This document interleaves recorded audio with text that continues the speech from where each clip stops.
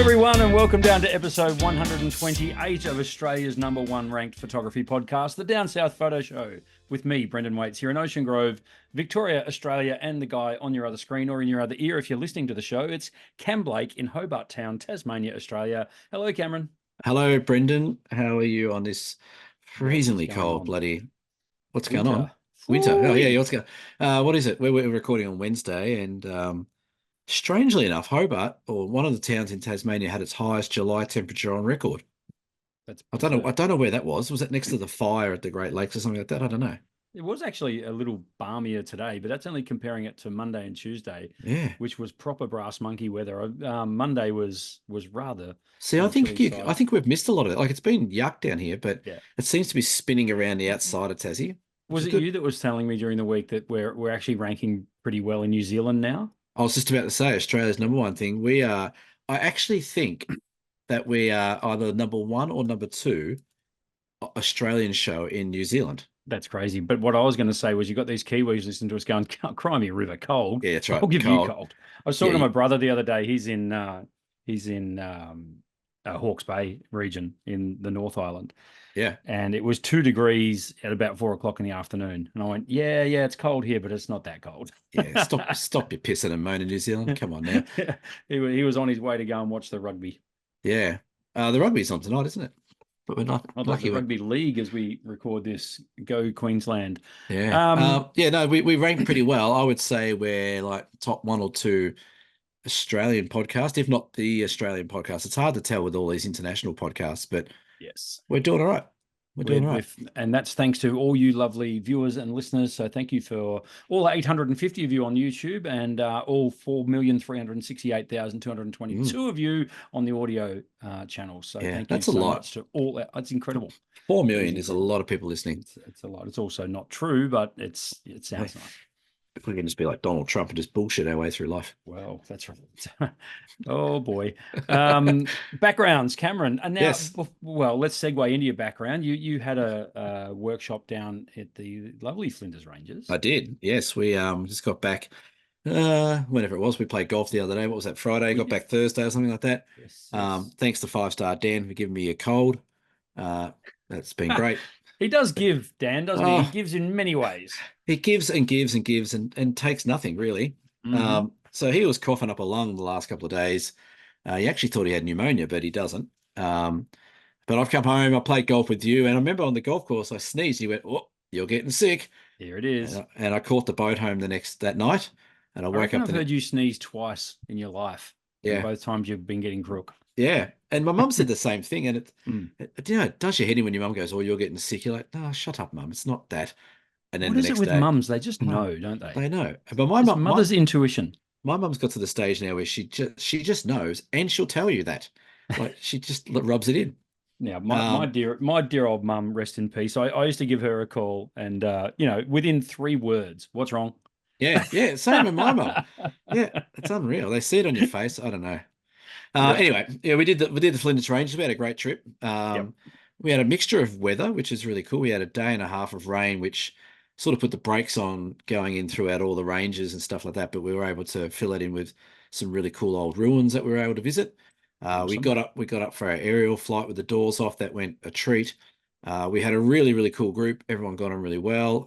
My dad and my brother came along. They didn't embarrass me too much, which is great. I thought they didn't mess the whole apple cart up. No, they actually had a good time. I think they got some nice photos themselves. Wonderful. We had a great group. Got the cars dirty. Dan got the hire car up to a new level of dirt, so he was pretty happy with that. And that was great. We had a great time. And my background behind me is one of the nicer photos I think I've taken there. We just had it's one of those nights where the light was just really quite nice. So should I go ahead and show? Or go on. I'll even make you full screen. How about that? Good on you.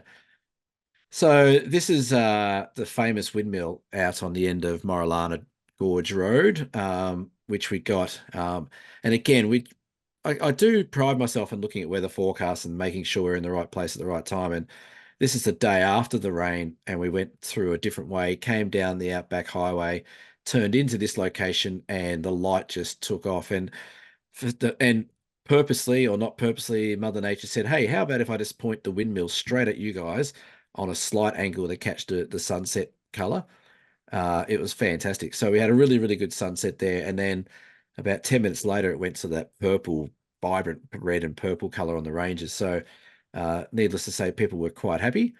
It was just one of those nights where it just went really well. And well, look how bright I am. It just went really well. And even to the point, my brother and dad were sitting on the side, just hanging out on the side of the paddock where we are. And even they were impressed. They're like, oh, this is pretty good. This is pretty nice. Where else would you rather be? I'm like, well, welcome to my office. This is what I do for a living. So, Right. so yeah, we had a great time. Lots and lots of laughs. It was a really funny group that got on really well, which is Just out of curiosity, what night was that? Can you remember what day that yeah. photo taken behind you is? Yeah, it rained on the Monday. It would have been maybe the Tuesday night or the Okay. Wednesday night. I think it might be the Tuesday night. Okay. Yeah. Just curious because I've got a sunset photo behind me, and I was just wondering whether it might have even been taken at roughly the same time as yours. Oh, But maybe it was. Yeah. um, What was yours taken on? I'm almost certain mine is from Wednesday night though. So This could be Wednesday. I'll have to check the EXIF data to find out. Yeah, Wouldn't that be amazing if we took our photos at the same time in different parts of the world? that'd be some sort of a romance story, wouldn't it? It would be, wouldn't it? How So sickening. what are you doing down at the 12 Apostles again? So I I live very close to the 12. I'm 2 hours away, and that's Yeah. very close in Australian driving terms. Yeah, that's right. Yeah. For those of you living in other countries and don't quite have a grasp on just how big this country is, but 2 hours away. So I decided it was school holidays here still, and I needed to. I didn't need to. I wanted to have a bit of a reconnection with my son, who's approaching 16, and just thought, hey, let's go and have some father-son time. So Yeah. we went for a road trip. It was great down through Colac, and then we didn't go along the Great Ocean Road. We went inland, came into the top side of Port Campbell, which was fantastic, through all the beautiful green countryside. There's a lot of rain Yeah. through this area, so it's always so green at this time of year. And then trundled down and found an Airbnb 3 minutes from the 12 Apostles, Really? which I didn't even know was there. It's literally like if you go, hang on, I'm pointing. If you go sort of back towards me, not towards the sunset, so you go east, along the Great Ocean Road, literally 3 minutes. There's this beautiful little Airbnb there, and is it like a farmhousey kind of thing, like a yeah, farm kind stay? of. Yeah. How would I put it? They're like little cabins. Yeah. And look, Nice. they're built in the mid-80s. What do you want? But Yeah. everything we needed and super comfy, and they had Netflix. We watched an Well, awesome shoot 'em up movie, so that was cool. well, it beats And sleeping in the swags like we do in our workshops. well, that's right. We were very, Yeah. very comfortable. So, and Nice. all the cooking and stuff like that. So no, it was grouse. But yeah, we got this. So this is from the reason I'm putting this one up is this is from the brand new viewing platform, which has just opened. Now, those of you who have been to the 12 Apostles anytime in the last 50 years know that it's not a new angle, because you could get this angle prior to the new platform. The difference being it's slightly more elevated, the new platform. So you couldn't actually get this angle. You were probably about 6 to 8 feet lower. So you can now. So this is, from the brand new platform, which only opened weeks ago. It's very, very good. What it does now is it spaces people out a lot. So Cam, you remember when we were there, we talked about how packed it was. That's because literally 60% of the viewing areas were closed. Right. So now it was quite good. I was able to set up. It only took me a minute or two to score that spot. There was a couple of people looking, and I just sort of lined up behind them. They moved on. I set my tripod up right there. That was me for the night. So tripods are so good for that, aren't they? For staking your claim. Tripods do tend to give you a circle of protection, sort of, unless you get the people that duck in underneath and put their phones and stuff like that. But it generally indicates to people, piss off, I'm here. Yeah, stop. It was actually really cool because I had because I'm pointing towards the sunset there, and that trick where is it going to light up? And I'm kept looking east and looking to see if the clouds are starting to go pink. And I had a gentleman there who struck up a conversation with me. He said, "Oh, why do you keep looking behind you?" I said, "Oh, I'm just trying to see if this is going to kick off or not." Yeah, and reverse sunset, man. Come on, reverse sunset. So I explained the whole thing to him, and it was actually a pretty good conversation. He thought that was pretty cool. He'd never learnt that before, so I taught him something new. And you sign him up to listen to the show, of course. That's right. But then, of course, what I love to do after the sunset here, when everyone racks off, is stand and wait for the penguins to come in. I don't leave until the penguins come in and they land just here. So you can see that's their foot. I've shown you this before, but that's their footprints from the night before. Yeah. And those footprints up there are from when they went out in the morning. Right. So peak hour and non-peak hour. Yeah, I guess so. And they always go in big groups. Or is it peak hour?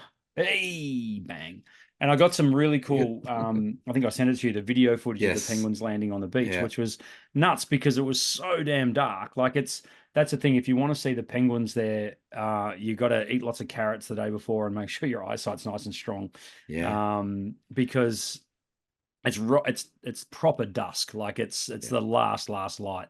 It is, and, you can see them. They are tricky to see. But a pro tip is use your phone, and your phone will automatically brighten it a lot. Yeah. It'll be grainy and a bit noisy, but at least you get to be able to see them.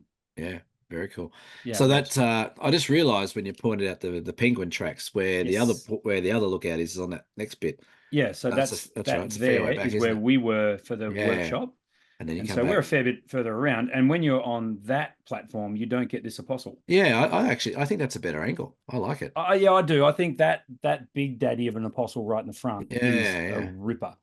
I like that. And have you used the inbuilt neutral densities of the camera? So, this is the Nikon, isn't it? This is on the Nikon D750. So I actually used an actual neutral density filter. Right. Okay. And I've acquired myself because I saw someone, and forgive me, I can't remember who it was on the Great Ocean Road workshop, that had the combo, the ND polarizer combo built into the one filter. Was it Jenny?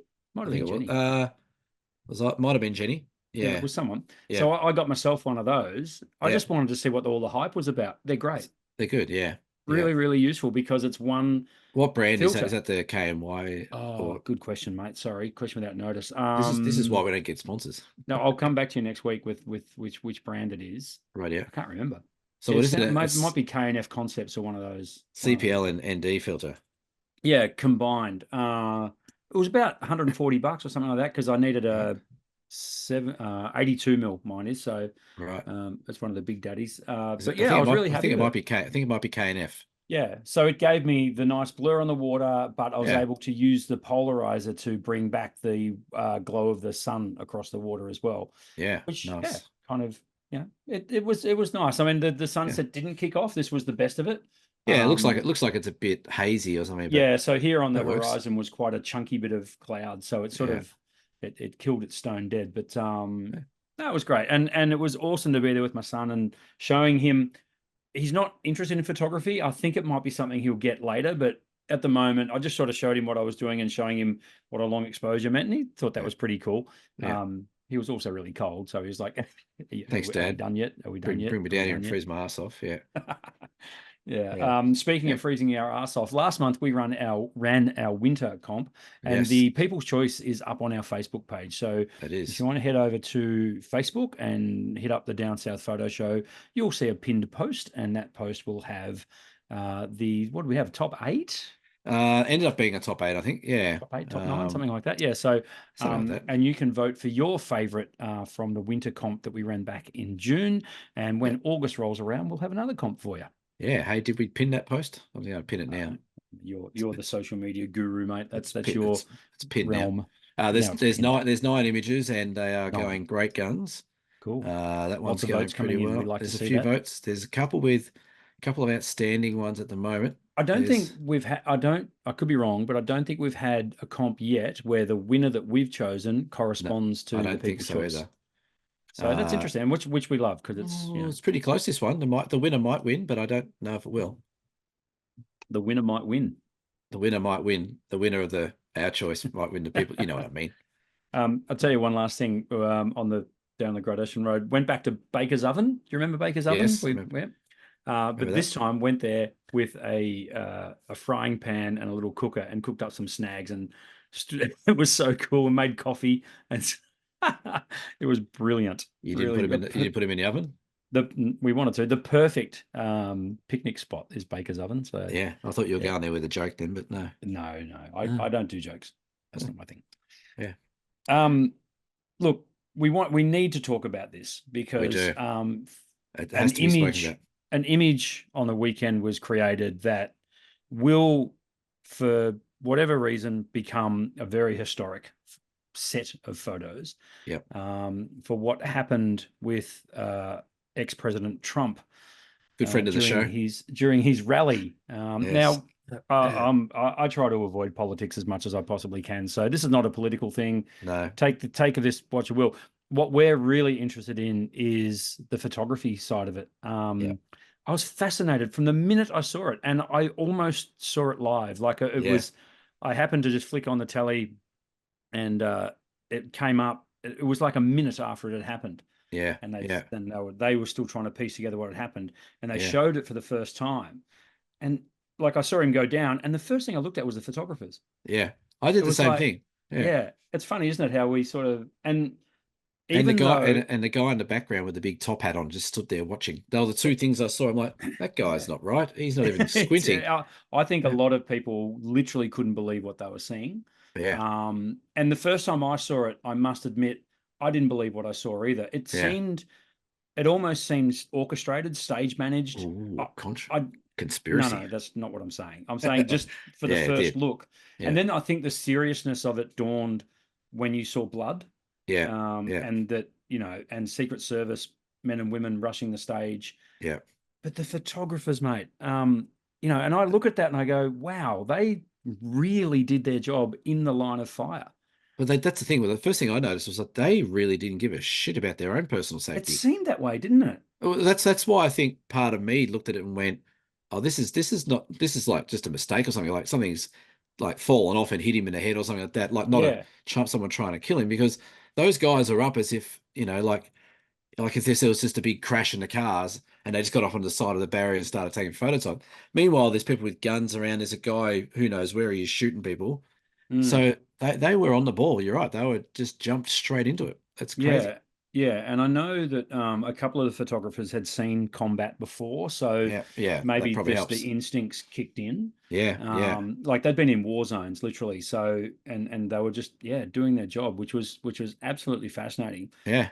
But there was two images in particular that were striking. Now we can't put them up on the screen because we don't have the usage rights for them, and we don't want to pay royalties for that. Do we worry about that stuff? Do we? You can Google it. You can find the one photo that will probably be shown more than any other is the fist raised with the American flag behind, surrounded by Secret Service agents, blood on the ear, blood on the face. Yeah. It's a stunning image, regardless of your political stance. It's an absolutely stunning image. To have the wherewithal to frame the shot up. I mean, the American flag in the background, that's the that's the thing, that's the hook. The blood on the ear, it's an incredible moment caught in time. I'm looking at it now. It's taken by Ivan Vucci, Vucci, or Vicky. But it's an instant moment in time, classic sort of shot. And you're right. It's like the flag. You take the flag out of it, and it's like, oh, okay, it's just a guy raising his fist. Oh, he's got blood on his face. But it all ties in. You could criticize the shot if you wanted to. You could criticize how it's framed up a bit, but in the moment, that's what that moment photography is all about. It's just you got to get the shot. I'd seriously love to hear an interview with this guy, because I've heard the second image which we're going to talk about. I've heard an interview with him, but with this one. I want to know how much that image is cropped. I want to know, whether it's cropped in post or whether it's the whole frame. My guess is it's slightly cropped. Well, if you a good podcast to listen to is Frono's Photo. Jared Pollan in America. He's actually done a bit of a review on all the 4 classic shots from the day, and he actually does talk about it. He says the same thing, that some of them look like they've been cropped, which is only how it happens, but naturally, but it's still a stunning photograph to be able to see. Before we talk about the second image, it struck me that these photographers don't actually own those images, because they are working for Associated Press or AP. That's right. And that isn't that incredible. That, I mean, they're here, they are risking their lives on an hourly rate, essentially, I would imagine, for a photo that is probably, I would have to say, would be the most seen photo of 2024. I would say it's probably the most seen photo. It will be the most seen photo of the last 40 years, I reckon. Probably the last decade at least. Yeah. I Yeah. mean, you could probably even go back to September 11 to see Well, that'd be as the many next. iconic images, which is what Yeah. are we talking 23 years ago? And So funnily enough, it's in America. Something happens. yeah, well, that's right. But it was Yeah. it was just absolutely amazing to think that the photographer does not own the rights to those images. Yeah. Look, they'll make money out of it. They'll get some sort of royalties from it. They'll get some celebrity from it, and Oh, you would they'll, think so. There'll be they'll win like it. speaking engagements and things like that. Well, the second photo that you're going to talk about, which is the one that's the bullet whizzing behind Yes. Trump's head, like that is just like let's be honest, that's just pure ass. Like that's probably a hundred shots in a row, like just multi-framed and just lucky enough to get that bullet going through. But it's a Yeah, absolutely mind-blowing photo. it Pun, is. pun not intended. Almost literally. Yeah, almost literally. But it's like the fact that you've caught the bullet behind the head of the guy who got hit by one. Yeah. That's Now, incredible. I was asked almost immediately whether I thought that was a fair income photo, Yeah, and it is. yeah. I have no question that is not a doctored photo in any No, way. That is a no. real image of a bullet, Yeah. Or the photo. possibly even the bullet that hit his ear. It's hard to say, Yeah, but fascinating that that was able to be captured. yeah. And But I've like think about that as well. Like the moment, like that if that's the one that hit his ear, that's probably the second or third bullet that got fired. That's right. The reaction time of so this is Yeah. Doug Mills that took this shot. Yep. The reaction time of him to go, oh bang, just told his shutter down. Like Yeah. that's Now I'm led to believe that he's shooting Sony, believe so. Yep. which leads me to believe that he may have been using Pro Capture. Right, yeah, So, maybe. so for those of you who don't know, Pro Capture is a system where when you point your camera at a subject and you half press to focus, it starts taking photos immediately. The photos, so it's on a loop. It's like a 2-second loop, I think it is in Sony, or you can set it for longer. What are the Basically meaning that you can then push the button all the way down, the shutter button all the way down, and it will actually log or store the last 2 seconds worth of images. Now, my understanding is Sony Pro Capture can work at 30 frames per second.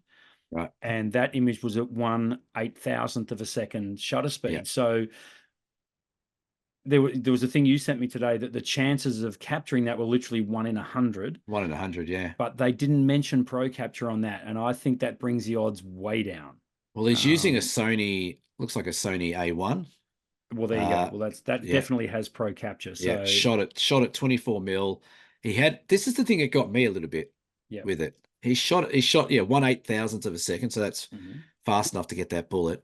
But he shot it at 1.6 f number. So he's shooting f6 on a really bright day, shallow. Isn't it? So that's what makes me think is that, and Trump's in focus. Yeah, like which would make sense. I mean, the bullet's going to be on a similar focal plane. Yeah, sorry, what was the angle of the lens, mate? 24 mil. Oh, 24. Yeah. Well, this is cropped, clearly. So that's not that. Well, that it must be like cropped. It's a 200. So yeah. So, but it makes you that wonder, makes sense then, because the wider the angle, the deeper the depth of field at f1.6. Yes, so 1.6 is razor thin. It's pretty thin. Is there a 24 mil f1.6? Oh, sorry, it'll be an f1.2 or something like that. Are we going to defunct this? Are we? No. I reckon there's a 24 f1.2 or one. There's a 24 mil 1.4. 1.4. So there you go. And he's just shot it at f1.6. So that makes sense. Okay, we can't defunct it then. Imagine that. Imagine we defunct it on this show. Yeah. Yeah. Yeah. Imagine how popular we'd be.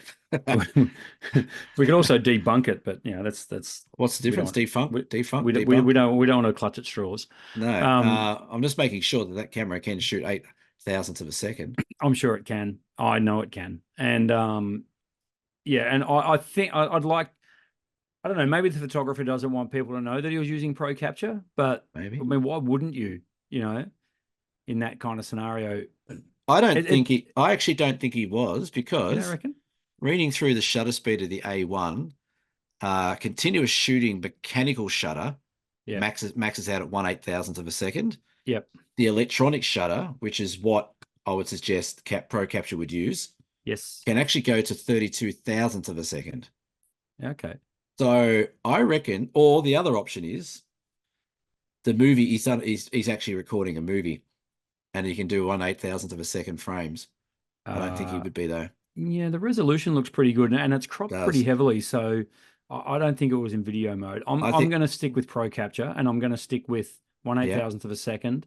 yeah, And with Pro Capture shooting an event like that, there's no need to shoot faster frame rates than one right. like 30th. Yeah, yeah, If you think about it, like 30 frames per second is faster than normal video, which is yeah, 24 frames per second. yeah. So, um, It's interesting. absolutely stunning, absolutely amazing set of images. But yeah, folks, put yourself in the photographer's position to be able Yeah, to jump to, and you saw them like they literally got out of their seats, ran to the side of the yeah, stage to get the hero shot. There's a fantastic image of him on the ground, and with the yeah. Secret Service See, agents I, on I top of reckon that him. was the better shot, the one with the blood on his face looking through the Yeah, legs. I thought that was pretty cool. yeah, that's right. But the other Well, two are cool. sort of hero Photography was. shots, if you like. Yeah, So but yeah, you're right. Like the first thing that popped to my mind is that it was just reactive. Like it was reflex action for them. It's like I don't like you said, some of it been in war zones before where they're used to bullets flying around. So their first instinct was not to look and have a look. Like everyone else would just go, "What was that?"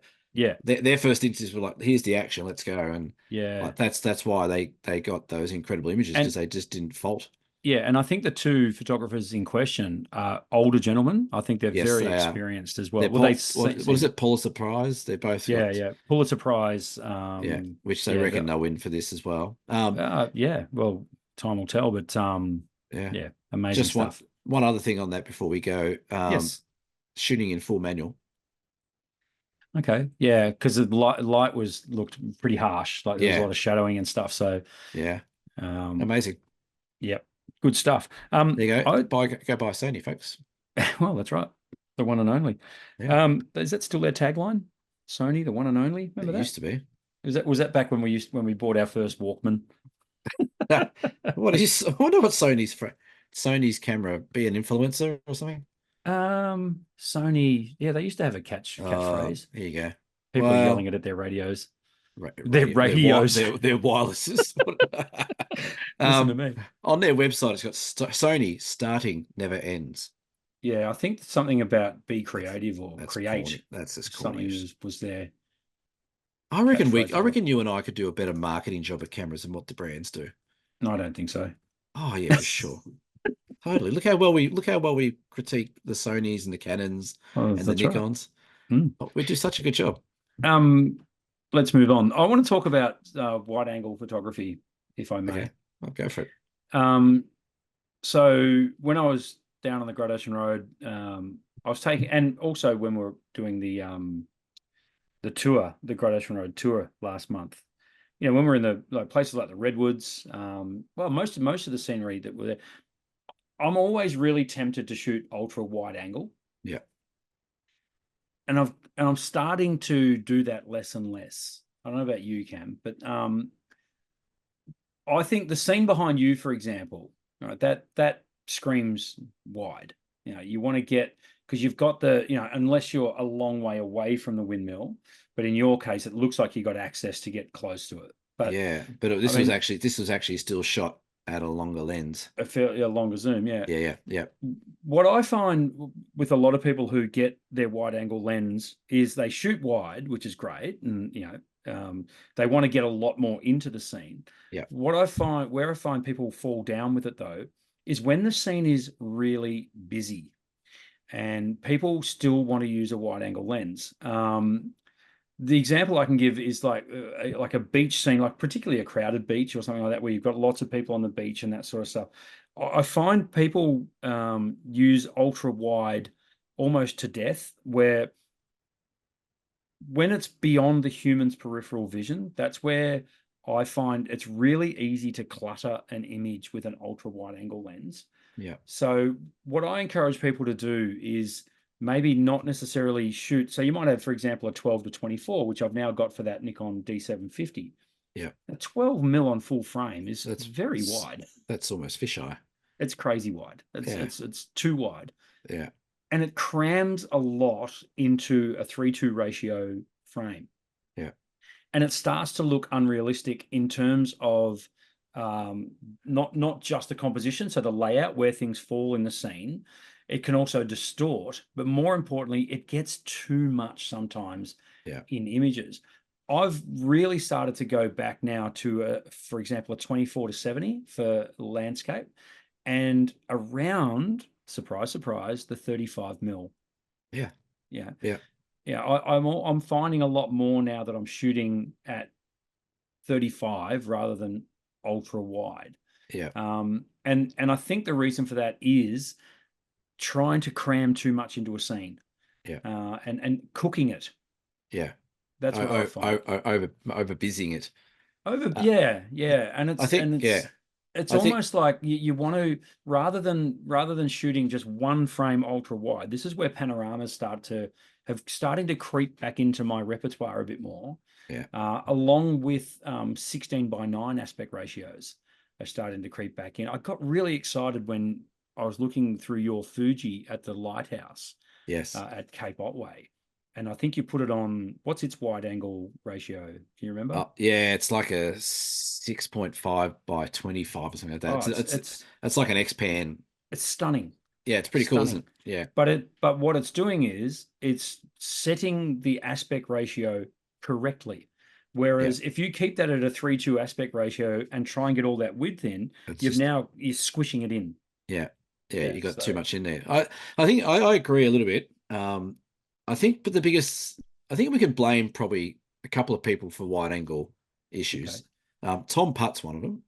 Like he does a course at BFOP how to use your wide angle lens, Hmm. and I'm sure he does a great job teaching it. But I think it could be done better, because I think the biggest problem people do with their wide angle lenses is like I said, they either try and cram too much into that foreground and the whole lot, and it gets overwhelming. You don't know what you're looking at. Am I looking Yeah. at this cool plant system in front, or am I looking at the apostles, or whatever it might be doing? Yeah. I think where people go wrong with the ultra wide lenses is they try and, like you said, they try and cram too much in. Where the ultra wides work really well for me is where you've got something really singular, cool foreground interest Yep. to play off something about the background. So it's almost like less is more. Like the less you have in your foreground on the ultra wides, sometimes the better they look as a wide angle shot. And we had this issue up in Flinders Ranges where we were. One of the Sarah, who is one of the competition winners, who's also will get mentioned later in this episode. Um, she was shooting her wide angle lens, and she's like, "Oh, I just don't like. How close should I be going? What should I be doing?" And I got my phone out on the wide angle thing, and I was looking at this grass tree. I said, "Just go sort of a bit closer. Make that your subject. Like, don't worry about the ranges in the background; they'll be there." But Yes. use that ultra wide angle to get that detail and gnarliness of that grass tree in the foreground, as opposed to being 2 meters back and having grass tree and a whole heap of other stuff around it.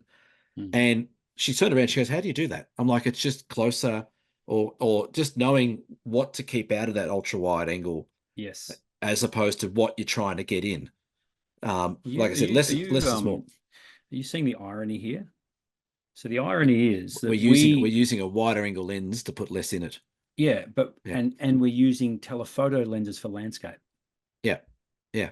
It's funny, isn't it? I mean, it's not like it's been a shift towards this. I think for No. me, it's been literally an on-the-fly realization of what creates more appealing images. And I've said this before on the show. Like we kind of shoot commercially because we're looking to shoot.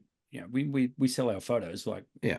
I certainly do. So I'm looking for a commercially viable image, I suppose. Therefore, the most appealing image possible. And by using all your weaponry, so you know, teaching someone to to shoot, close up with a wide angle lens sounds counterintuitive, It but by does. geez, it works. It works. Yeah, It that's works right. incredibly well. And it's only like with Sarah at Flinders Ranges. I was talking 30 centimeters difference to where she Yeah, was. And she's just like, Holy cow, like that just jumps off the screen now, yeah, as yeah. It, opposed it to does having make this a big difference. big difference. And you're right. Like if I reckon you're talking about, you're now using 35 and 24. To me, I think the ideal landscape focal length to me is 21 mil. I reckon Yeah. 21 mil is just getting wide enough without That's a full frame equivalent. full frame equivalent. Yep, yep. So just getting wide enough without, getting too crazy. I find 24 sort of restricts that foreground interest a little bit that I want to put in shots. But Hmm. but if I go through my Lightroom catalog every year, as I do, and I look at what lenses I've used the most or what focal length I've used the most, I'm either 200 or 300 millimeters going right in. So this Yep. shot behind is actually a 150 millimeter equivalent, Hmm. or I'm going wide at 21, 18 mil. And again, about 35 in the middle, 35, 50. That's about the only focal lengths I use. Any wider than that, you're right. It starts to not only get a bit busy and a bit messy, I think it gets a bit predictable as well. Like Mm. you sort of walk up to a scene and go, "Oh, I've got my 16 mil on. Okay, there's a rock. I'll just go in close, bang, and there's a shot." It gets a little bit too predictable for me There's something sometimes as about it well. though, isn't there? I mean, I find on the beach at Gibson Steps, for example, with those two apostles that are on the beach, Yeah, clicking an ultra wide angle lens on and zooming out to the widest thing is instinctually the first thing I do yeah, and get the shot. It's rarely the one I end up yeah, looking yeah, at, or the yeah, one the hero shot of that yeah, shoot. yeah, It always comes back to tightening the scene, cropping yeah, in, yeah, eliminating distractions, getting your leading lines, all that sort of yeah, stuff. yeah, um and which leads me to the next point of an ultra wide lens, which you almost touched on, and I think we're leading to. I probably interrupted you because I do that. Was, you've got your foreground interest, as you say, but the great thing about ultra wide is the tilt factor, being able yeah, to, yeah, instead of keeping your focal, instead of keeping yourself perpendicular to the horizon, actually tilting forward, yeah, even yeah. to crazy angles like It's like 45 it's degrees. 45. It's almost a 45-degree angle shooting down. Yeah, yeah, I did a little bit of an experiment up in Flinders Ranges again. Same thing. It's like he was sitting on my shoulder. yeah. We set up a camera. I can't. It might have been Libby's camera or someone's on ultra wide, and we had this. I think it was like a tree rooty thing in the foreground. And I said, all right, without looking, I said, the bottom of the frame. Where do you think that is in relevance to where we're standing? Hmm. And they went, oh, probably sort of just a little bit on that log. And I actually put my hand in the frame on the camera. I said, here's your tripod leg. Here's the edge of the frame. Like it is almost, we've It was almost like got 2 inches difference. we got 2 inches like in front of us to Hmm. infinity. Like you've got this incredible viewpoint from very ultra foreground to very ultra background. And again, that just blew people's minds. Like, oh, right. So this ultra wide lens, I don't just shoot it like a normal wide angle. I've got to really get, like, it's ultra. You got to be ultra close or ultra, I guess, extreme with how you use them. Yeah, But people don't get that. They still use the ultra wide angles like a normal wide angle, and they just point it out very much, not much tilt at all. yeah. And It's they like sort of, people want to get more in the photo, just for the sake of getting more in the photo. yeah, it's right. It's got to be worth going in the photo. That's right. And people will give up on really good compositions Yeah, purely to cram more into that scene. And yeah, for me, I think that's probably something you got to pull back from a little bit. yeah. You know, the one thing I struggle with these days, big time, shooting horizontal. Hmm. I find myself these days shooting 80% portrait. Right. Unless I'm doing a telephoto thing like behind me, Yep. I reckon most of my stuff is now portrait because you just get more in your shot. You know, unless there's something really cool going on the outside of your frames, getting that portrait shot with that nice foreground interest with something in the background works really well. I But wonder, this is just off the cuff, but I wonder if more photos are now done portrait, so vertical, yeah, because of our addiction to phones. maybe. I wonder if there's a subconscious thing there that makes us look at because when you've got your phone screen there, and Yeah, I got a message. When you get your phone screen there and it's that vertical format because it fits your yeah, hand like that. They're yeah, not like this. The yeah, amount of going back to the Trump thing, like the videos that were all shot like that because everyone, yeah. so That's right. we're starting to get more and more used to the vertical shots. I just wonder if it's a subconscious thing for It you, might like, be. Yeah, yeah, maybe. that you're I shooting think a lot more vertical.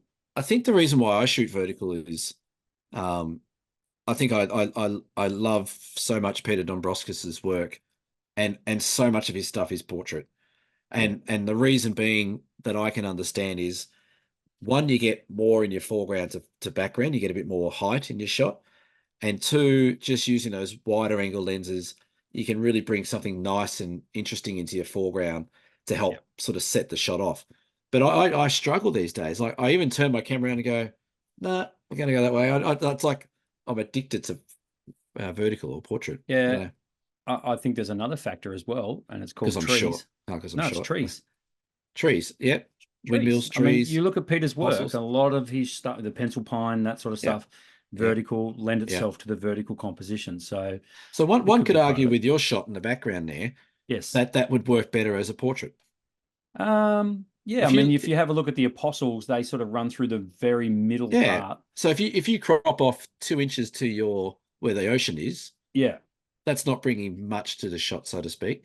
And if you Yeah, I got rid mean of that, if you got rid yeah. of that platform, Yeah. yeah, No, I think you're right. I mean, and I did actually shoot this shot portrait and cropped in to yeah, remove a bit of this foreground, because when I went to portrait, yeah, it was the foreground sort of got too chopped, so I yeah, got rid that's of right. it completely and zoomed in even more. Well, a good tip I Um, give people on workshops as well, and I encourage people to try the portrait thing because not many people do. Not no, many people, most people I speak to go, how the hell do I turn my tripod that way?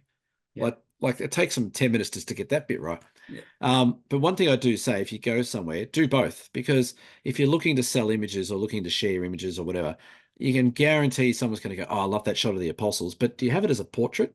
And you no. go, "Oh no, I don't actually. I I can get it crop all the it." time, Yeah, and the reason I get it mainly is because so many walls lend themselves to a vertical yeah. canvas print, like stairwells and the end of a hallway and all this sort of Yeah. stuff. So So I get it a so ma lot. maybe we're getting confused because it's landscape photography. Yeah, People think it has to be shot in landscape, yeah, but landscape photography is about the nature, the land, and the scape of what we're looking at. yeah. Maybe people are a bit confused. Maybe we're meant to be shooting portrait. Maybe we are. Who Well, knows? we'll Interesting. yeah, it wouldn't it be cool like to compare stats like you versus Yeah. me with our stats and say, look at how many times you've shot vertical versus landscape. Yeah. You're in Tasmania, I'm in Victoria. Does that actually make a difference? Yeah.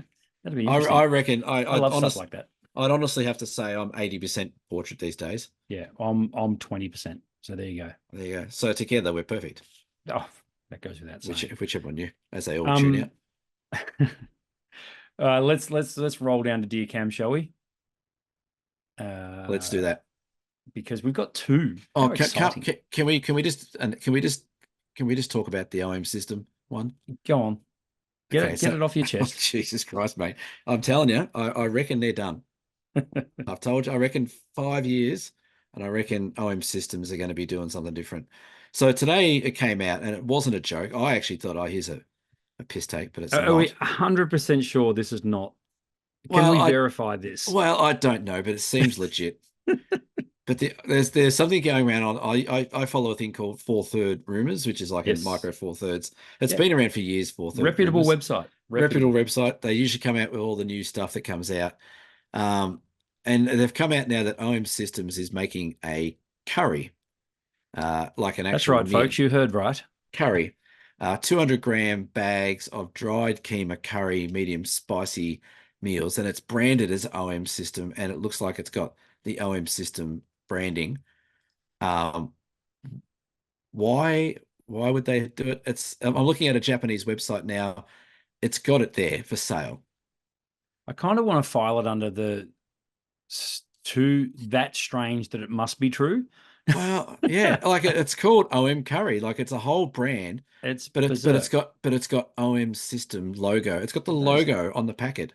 those crazy Japanese. What will they do next? Like Um, surely they're not making unless it's like is it trying to be like a travel food for people going out and actually shooting? I I don't don't know. know. I don't I know. don't know. But if OM Systems are listening, if you're making curry, I'm out. You're out I'm anyway. out. I'm checking out. I don't know. Anyway, deer cam. That's We got two deer fascinating. cams. Fascinating. It remains a Um, pause. yes, that's right. So thank you for people who have sent in DCAM questions. DCAM and Brendan, whenever you put Brendan in there, it gets read out.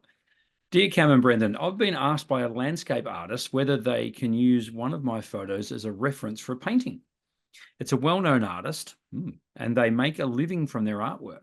Photography for me is a hobby, but I sell the occasional print and have sold a print of this particular photograph and would love to sell more prints. Should I say yes to these kind of requests just to be nice? Is there a good way to use these kind of requests to build my own profile? I'd love to hear your thoughts in what you do in situations like this. Thank you to Nathan in Launceston. G'day, Nathan. Nathan's got some stunning work. He does some beautiful work. I'm just trying to find his handle. I was going to give him a plug. Well, we can link it in the description. We'll try and link it in the description, but he does some beautiful landscape stuff. His name's Nathan Waterhouse. If you Google Instagram him, he'll be on Instagram. So I actually had this exact same question just the other day with my Flinders Ranges shots. One of the ones I posted, and a lady asked me if she could paint it. The first question I went back with is, I said, that's fine, potentially. I said, are you doing this for a hobby, or are you looking to sell your images? And she said, oh, I usually do try and sell them. And I said, if that's the case, then no, I don't give you permission to paint it. Because I don't think it's fair that someone's using my vision and my art intake, or my artistry, whatever it might be, to make money, and I'm not potentially going to make money off it. So I just politely said no. And they came back saying, fair enough, I understand. That's cool. But in the past, I have also said yes to people, depending on if they're just doing it as a hobby, or if I know the person, stuff like that. So I've actually had a few paintings done on my work, which is lovely. I guess for Nathan, if they're making money off it, I don't think it's unfair to go back and say, look, if you're looking to sell that, let's work out a deal that if you sell the painting, I get 10% of it, or something like that, or come to some arrangement with them. Having said that, if you do feel like you want to give them access to that photo, the paint, it is a nice gesture. It's nice that people are recognizing your work that's good enough to paint. But I'd be asking maybe for some sort of, not extra, but something to go with it is what I'd normally do. Interesting. I've been in the same position. I've been asked several times. I've got a photo of a pelican. It's called the Golden Pelican, and it's pelican sitting on the lake. Right. It's a great shot. It's got nice reflections and all this sort of stuff. And I was asked a couple of times whether that people could paint that. Yeah. I've never said no. I don't have an issue with it. If I've in some small way encouraged someone's creativity to pick up a paintbrush, well, I see that as a positive. Yeah. I don't really care. I mean, if an image no, I really don't. I mean, if you're painting it, it's never going to look exactly like your photo anyway. Oh, there's some people paint stuff and it looks very, very much. Yeah, but like, don't you think there should be? I'm glad that they ask you. I like that. I think that's good. Yeah. I think that's to be encouraged. And look, maybe if someone was selling it and they just put at the very end of it, inspired by Cam Blake photography, then happy days. I mean, I personally wouldn't want remuneration. I don't understand that. I don't think that works for me. I'd just be happy if they wanted to, if they said, hey, by the way, Brendan Waits took this photo, and I used it as inspiration for my painting. Now, again, if the painting was presented, pixel for pixel, like your photo behind you, yeah, and people can paint like that. Like, people it's incredible can. what people can do. Yeah, they can. Yeah. So that, I mean, I guess then it's almost like a copy, isn't it? It's more of a facsimile of your photo rather than their interpretation of the image itself. I think you'll find that a lot of people that ask for references to paint are looking to create the same painting image that you've done. Like, I different. If someone said, hey, that windmill shot behind you, can I paint that? And they said, but I'm not going to paint it exactly the same. I might just use some aspects of it, and I like the color tone to it. Then okay, that's different. But if they're saying, I just want to paint that scene, I don't know. It'd be no different to me coming up to your shop and taking a photo of one of your canvases in the window and saying, well, I'm an artist. Is it okay if I just do the same as what you've done there and then go print it out? Which is my point. My point is always ask. I mean, always ask. But if I came to your shop and you got some nice big canvases in your shop, and I said, hey, I'm an artist. I'd really like to use your photo for my art. Yeah. And you went, okay. And I pulled my camera out and just did a copy of it, printed out, canvassed it, and sold it. No. If you're painting, if you're taking a photo of it, no, it is different. It's completely different because it's the same. It's art. If you're painting it, that is different. I mean, and like I said, if you painted it dot for dot, identical, same color gamut, everything, palette, everything. Yeah, I mean that may be a little different and might ruffle my feathers a little bit, but at the end of the day, I wouldn't give a shit. Okay. I really don't. I mean, let's be honest. That photo behind you, it's a great photo, Cam. Awesome. I bet you I could Google search one that looks very similar. Yeah, that's right. You probably could. Yeah, but they're not. They're asking you they're asking you for license to use your art. Well, they're asking if they can paint it, and to Nathan's question, he said clearly in this that this person is making money. That does make it, I can understand then why you might have misgivings and you might go, yeah, hang on, that sort of doesn't sit that well with me. Well, then it's up to you to say that to the artist, or you just give it to them. Well, that's what I mean. Like if it's just a hobbyist, I've got no problem. Yeah. And if you do your research and ask a few questions, you'll get that answer. Yeah. But if they come back and say, yeah, well, I will, I sell it down at Salamanca every weekend and usually sell a few paintings each weekend. To me, I'm like, well, hang on a sec, and that could be like the photo Nathan's talking about. He might have hiked for 3 or 4 days to get into this place and made all this effort to get it. And then this person goes, I like that. I'll just paint it and make money off it. I find that, I think it's also, there's got to be a little bit of, we're all brothers in arms here as we're artists, so to speak. Yeah. So photographers or a painter, like it'd be exactly the same as you went and said, oh, I love that painting you've done. Do you mind if I take a photo of it so I can print it and put it on my wall because I like it? Yeah. They're gonna say no straight away. Yeah. So I think again, us photographers, I think we need to be a little bit more protective of our artistic creations. Yeah. Because otherwise everyone's just giving away, it's Instagram. Everyone's giving away shit for free. I think from my point of view as well, though, if you're a painter and you're good enough to sell your work, you've got to be in the top 0.2% of painters in the country, I would have thought. Yeah, you'd have to be. To sell it for any monetary, like decent money. I'm not talking about $50 at a car boot sale at the school fete. I'm talking about hanging in a gallery, 10 grand, that sort of thing. Yeah. Well, that'd be the conversation. I'm talking pro heart here. Yeah. Now you can't tell me. Now I know this for a fact that there's a painter he's a bird painter, Greg Postle, fantastic. Probably listens to the show. G'day, Greg. I've got one of his prints on my wall. The galahs I've got on my wall here at home. Yeah. Love that. It's so damn good. Now I know for a fact that Greg gets photos. I don't know where he gets them from. He might get them from bird books. He might get them from the internet, wherever. And he surrounds his canvas with these photos. And then he uses those as inspiration or literally to copy them feather for feather onto the canvas. I know he wouldn't. He doesn't give anyone credit for that at all, ever. I think that's how a lot of painters work. I mean, it's almost impossible to do it from your mind, surely. I mean, you've got to have some kind of reference image to do it from, or literally set your easel up right where you put your camera in the Flinders Ranges there. Well, that's the thing. Like, isn't that what painters are meant to do? No. Aren't painters? Oh, really? No, it's landscape painter. I mean, pretty much all you're saying, you'll see them out there in the field painting, but that's you're saying painters are just copy artists. No, they use things like we do. We use things for inspiration to get scenes. But what inspiration did I use for my shot? What inspiration did you use? Yeah. The light. That's right. I was there looking at it. Yeah. Look at one, Nathan. Now you've made us have a bloody argument. No, I see your point. I totally see your point. No more deer cams. I totally see your point, but it's not for me. I don't care. I mean, I've actually said to people, that's fine. Just grab it off my website. See, I don't like that's lovely that you do it, but because Cam, only 1 out of 50 ask. So that's the thing. People can go rip it off anyway, but that's right. I don't know.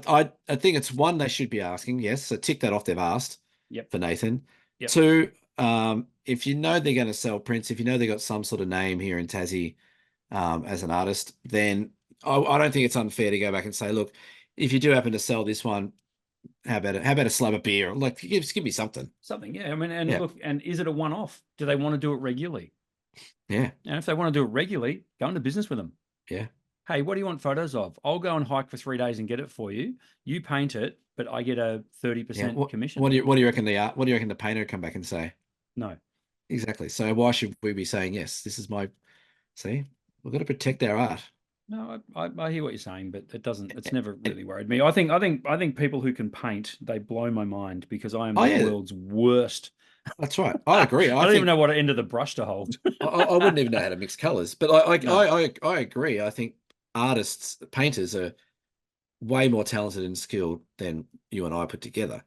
Yeah. So, but to me, that also should increase their access, No, how they I'm access gonna stuff with us. continue this theme, and I'm gonna disagree with you again.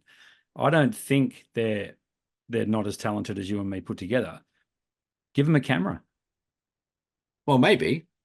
They can't. They obviously can't use the camera if they're wanting your photo.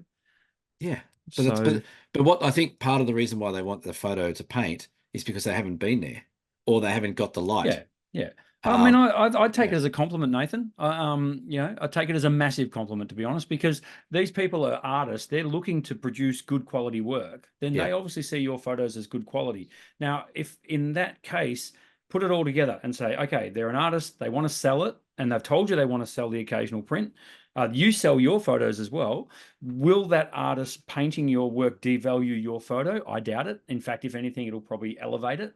So I'd go down the path of maybe going to them and literally just saying, that's fine. I'm going to need a credit for it. Now, whether that's monetary or whether that's a physical credit on the back of the painting that says inspired by Nathan of Launceston, I isn't don't know. that the same as though we're gonna keep going down this rabbit hole? Isn't that the same though as a company coming to you saying, "Hey, I want that picture of the 12 apostles for whatever, Yeah. but I can't pay you, but I'm really inspired by it, and I'll give you credit." You You're going to use the say, you use the magic word "What's that? company. Credit?" Company. So, yeah, that's okay. What's the No, difference? companies are different. These are Uh, individual artists. There might be a sole trader. There might be just Completely a different. single. They're a single Completely person. different. Oh, come on now. Completely different. Come on now. Anyway, Nathan's handle is n.waterhouse.photography on Instagram. Go check him out. Jump on, have a look. Go and Yeah, steal go. some of his photos and I was paint just them about to say, go steal and paint his whole catalog and just say it's all for free. Jesus and set Christ. up a market stall and say, look at Right, this. right next door to wherever he lives. Brendan said you wouldn't care. Yeah, Brendan, let's just say, inspired by Brendan Waits. Yeah, nice. Yeah. Dear Cam number 2. Yes.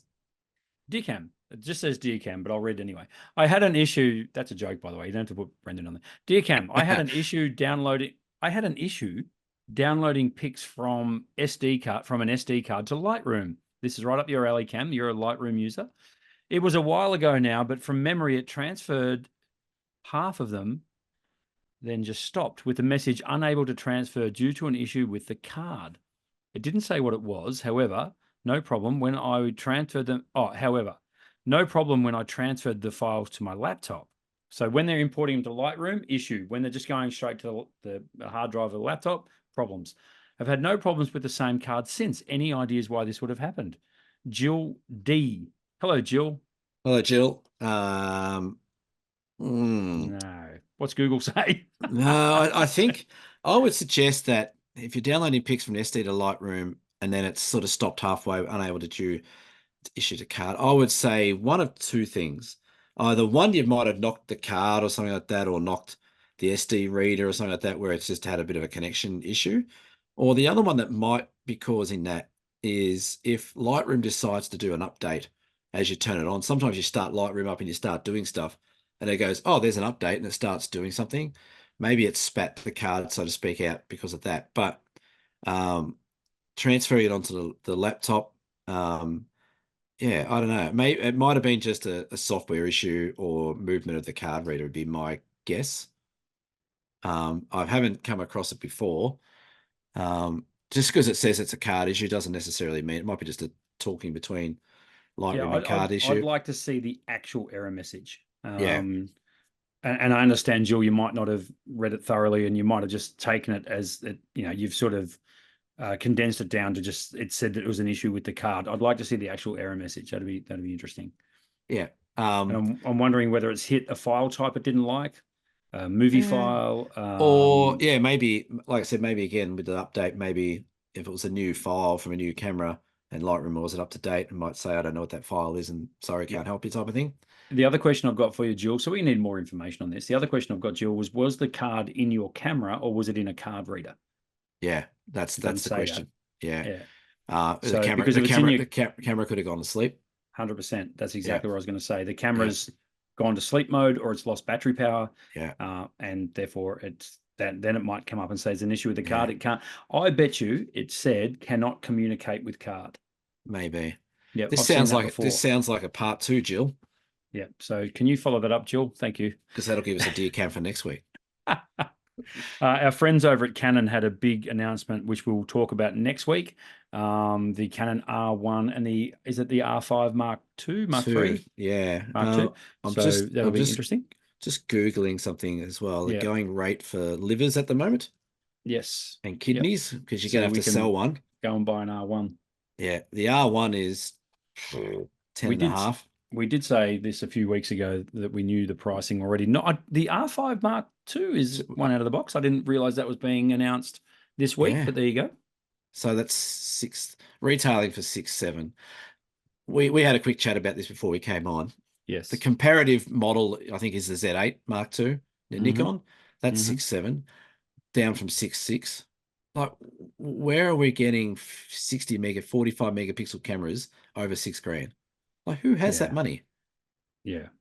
Like, is this the camera? Like, you might know more about this than I do, but is this the camera mobs trying to just cash in as much as they can to save himself going It's broke, it's or is kind it of just reeked. It's kind of reeked of that for a while now, and I know I'm a bit perplexed about it all. I don't know where the prices come from. Well, I do. It's economics. It's supply and demand. They won't stay at that price for long, particularly if they sell 3 units, which they won't, because no? Everyone there wants are to buy going to be one. people. They know well in advance how many units they're going to move. Yeah, They're going to do like every camera manufacturer has now done for the last 20 years. They're going to do a big hype show about the camera, and then they're yeah, going to release 11 of them, yeah, and that's all. Oh, we're out of stock, yes. and they'll create the false demand. And look, they're not Robinson Crusoe camera companies No. doing this. All the tech companies do it. So be it. That's fine. Don't buy one, whatever you want to do. Well, that's the thing. What Like, what what what really annoys me at the moment, and I had this conversation with our friend Nick Fletcher, was it why isn't there a full frame entry level camera from these companies? is that because they're taking the piss? Well, yeah, that's right. The Canon RP was there for a while. There's been no RP Mark II. Yeah, And was the RP full frame? I think it was. Yeah, it was full frame. It was a plastic fantastic, but it was great to see a full frame entry level camera yeah. for about $2,000. Now, But they don't need to do full. They don't need to do entry cameras because everyone's buying the other ones. well, it seems Like, that way. yeah, like why bring in a cheap model when people are happy to part with I seven think I grand? think they're going to. I think, and I hope this is the case, that they'll be able to go back to attracting people back to real cameras and getting Yeah, off their phones and all that sort of stuff by making a sub $1,500 twin lens kitted full frame camera, 24 megapixel.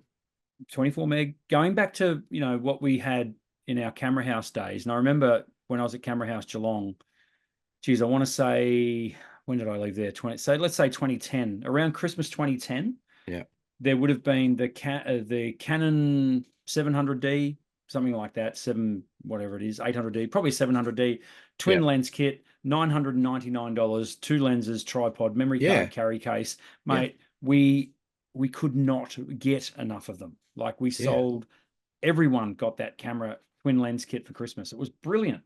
But I wonder Um, now, like you said, like they're a all in cheap. drawers and under beds and Yeah, stuff. no one's using them. But That's right. like, if the entry level camera was selling so well, it seems like all they've done is just quietly just snuck out and so we'll just stop making that entry level.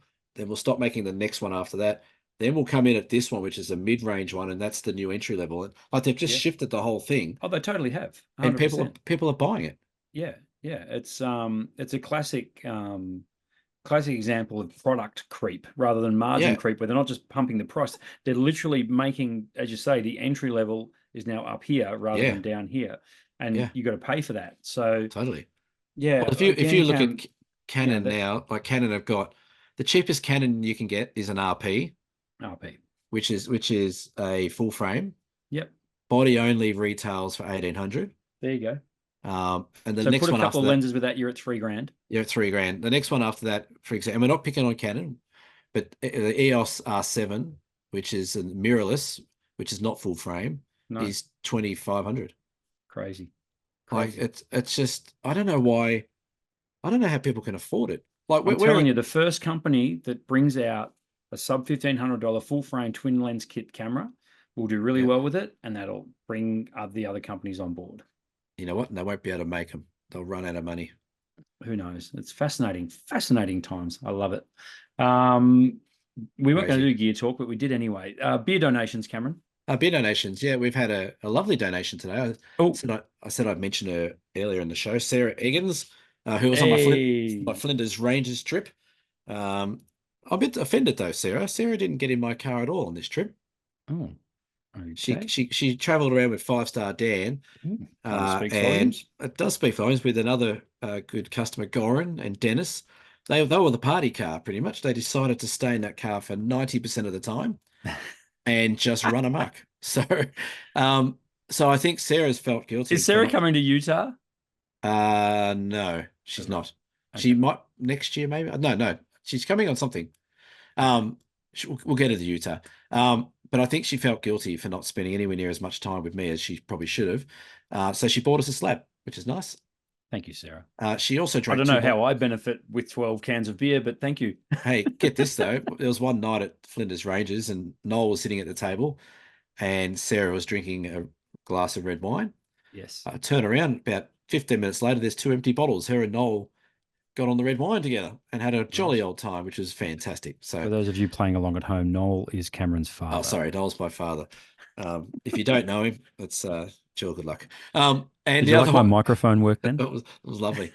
I don't think Noel listens to the show. Can we have an announcement? Oh, we still got a beer donation. Hang on. Oh, sorry, go. Yeah, and Mel H has bought us another beer. Who's that? Is that a new listener? Mel Hurry. Thanks, Mel. You're a legend. Looking forward to seeing you. Did you need to give a shout out to Ian? Oh, thank you. Yes, Ian, who popped in to say hello to me for no other reason other than he listens to the show and wanted to say g'day. Came into the shop last week. So, hi, Ian. I said every person that comes in to see me gets a shout out. So thanks, Ian. They'll be lining up out the door. Well, no doubt. And lovely gentleman. Lovely. So thank you, Ian, for popping into Ocean Grove Camera and Photo. That's Ocean Grove Camera and Photo. And he listens to our show. And he's a nice guy. He is. Hey, the next thing you're going to put there, I've just put on the screen for you. Yes, we have an announcement to make. We do. Due to popular demand, and we're not just saying that actually happened. That is true, yes. We have decided in our infinite wisdom to move the Great Ocean Road workshop in 2025 back to the May dates that we did this year. We've done this for a number of reasons, not least of which is we quickly realized that late February could be 40 friggin' degrees. And busy. And incredibly long days. So we've decided to knock it out of daylight savings time and just gone into slightly shorter days, which is brilliant. We know it works really well because we did it this year, not a month ago. If you listen really carefully, you can hear the collective cheer going on in the background. Yeah, that's exactly right. So now we know that we have people who are keen to sign up to it because we've moved the date back into May. So be quick, jump on dsps.com.au and you can book your spot on the Great Ocean Road workshop. It is a 5-day tour, 4 nights staying at Apollo Bay. So get on board, folks. We had a blast on that this year, and it was good. We can't guarantee the light we got in the Redwoods, but we'll certainly try. Hey, every time I've been there, it's been like that. That's right. So you're on it. This is on you if it doesn't work. Damn, I just realized exactly what I said then. Put your foot right in it, didn't you? So we take 8 people, and based on the popular demand of us, it was definitely a demand. It wasn't an asking. It was definitely a demand to move the dates. I reckon we're half sold out by almost next episode. So don't mention it's May 16 to May 20, 2025. Yeah. 2025. Book now to avoid disappointment. Now, there's 2 ways you can do that. You can meet us in Geelong on the 16th and we leave and drop you back on the 20th.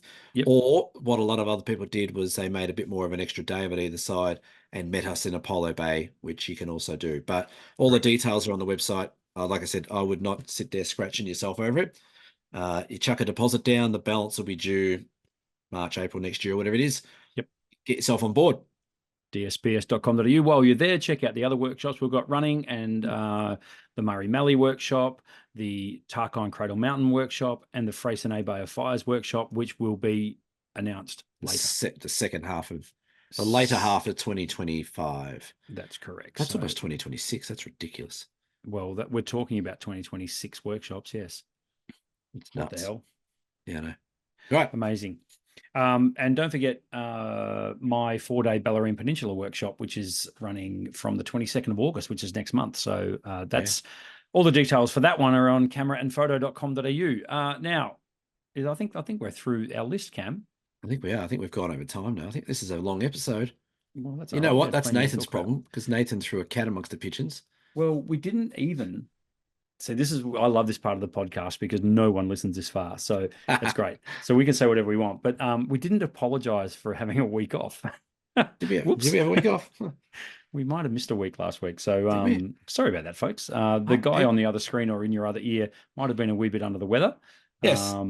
And the guy on this side probably didn't want to do one anyway on his own. I thought you had a special guest last week. Special guest is still coming and still in the works. Don't worry. Special guest is playing a little hard to get, but we'll find a time that's mutually beneficial, and we'll get that out. Is there anyone we like? It's no one you know. Oh, good. That's probably a safe bet then. More importantly, they don't know you. No.